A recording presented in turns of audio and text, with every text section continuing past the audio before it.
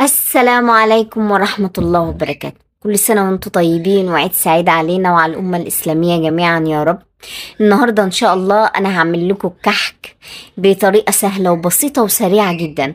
كحك على البارد، هتعجبكم جدا جدا جدا الطريقة دي، وكل اللي هيدوه من إيدك هيقولك انت عاملة ازاي، لأن أنا حاطة نكهة وحاطة حاجات بتخليه مختلف جدا عن أي كحك انت دقتيه قبل كده. اول حاجه طبعا انا هعمل كيلو كحك. انا حاطه نص كيلو سمنه. إيه، اي سمنه تعجبك انت بتحبيها حطيها. وهحط معايا ربع كوبايه سكر مطحون. حابه تحطي سكر حطي، مش حابه براحتك، بس انا بحب احط السكر عشان بيغنيني عن السكر البودر لما باجي اكله. وهضربهم مع بعض لحد ما السمنه تفتح تماما، ونحط المنكهات بتاعتنا. انا عندي معلقه صغيره تحويج الكحك، وعندي ريحه الموز ما تستغربوش دي بتتجاب من العطار.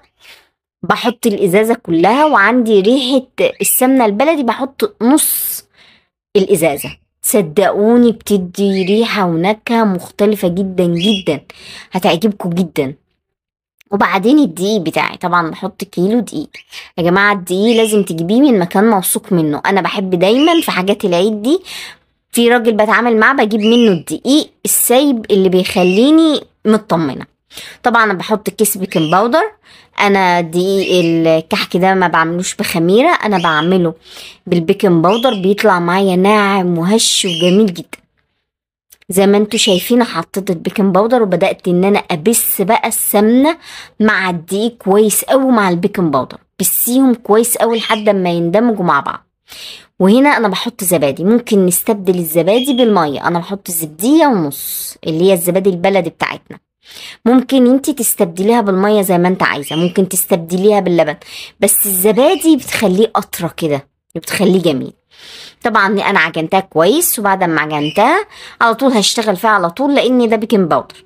ببتدي ان انا بحب ايه، ان انا اخلي الكحكايه صغنونه. لو انت ما عندكيش ميزان، ممكن عارفين اللي هي بتاعه الفريزر اللي بتاعه التلج، ممكن ان انت تعملي فيها وتقيسي كده اهو عشان يبقوا كلهم سوا بعض.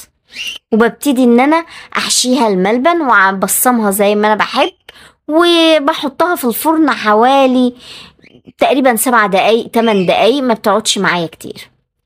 والتسوية اللي انت عايزاها تبقى مرمشة شوية، زودي السوا، مش حابة براحتك. اتمنى ان الوصفة تعجبكم، واتمنى ان انتوا تجربوها. والسلام عليكم ورحمة الله وبركاته. السلام عليكم ورحمة الله وبركاته.